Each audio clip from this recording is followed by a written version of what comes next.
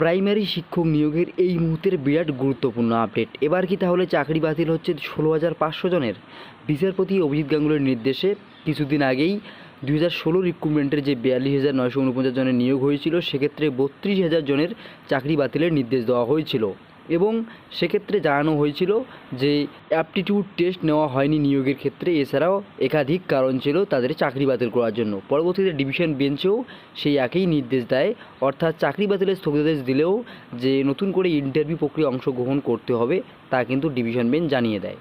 এবং যদিও পরবর্তীতে সুপ্রিম কোর্টের তরফ থেকে জানানো হয় যে এই চাকরি বাতিল যে নতুন করে যে নিয়োগ প্রক্রিয়া অংশগ্রহণের যে অর্ডার করে দেওয়া হয়েছে ডিভিশন বেঞ্চের তরফ থেকে, তা কিন্তু খারিজ করে দিয়েছে দেশের শীর্ষ আদালত তথা সুপ্রিম কোর্ট। তবে এই মতো পরিস্থিতিতে আবার 16,500 নিয়োগ নিয়ে বিরাট গুরুত্বপূর্ণ আপডেট উঠে আসলো। গতকাল বিচারপতি অভিজিৎ গাঙ্গুলির এজলাসে এই 16,500 নিয়োগ নিয়ে একটি মামলা হয়। সেখানে মামলা করা হয়েছিল যে এই নিয়োগের ক্ষেত্রেও অ্যাপটিটিউড টেস্ট নেওয়া হয়নি। সেক্ষেত্রে আপনারা অর্ডার কপিটি দেখতেই পাচ্ছেন।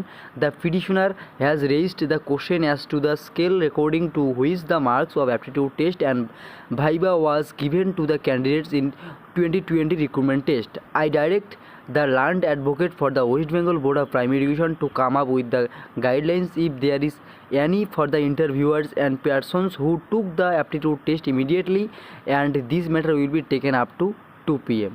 The guidelines, if there is any, are to be produced before the court at 2 p.m. Place this matter at 2 p.m. অর্থাৎ এই 16,500 নিয়োগের ক্ষেত্রেও যে অ্যাপটিটিউড টেস্ট নেওয়া হয়নি এরকম একটি অভিযোগ দায়ের হয়েছে। তারই ভিত্তিতে বিচারপতি নির্দেশ দিয়েছেন যে পর্ষদের আইনজীবী যেন প্রাথমিক শিক্ষা পর্ষদের তরফ থেকে সমস্ত গাইডলাইন মেনে নিয়োগ হয়েছে কিনা তা দেখে আসেন।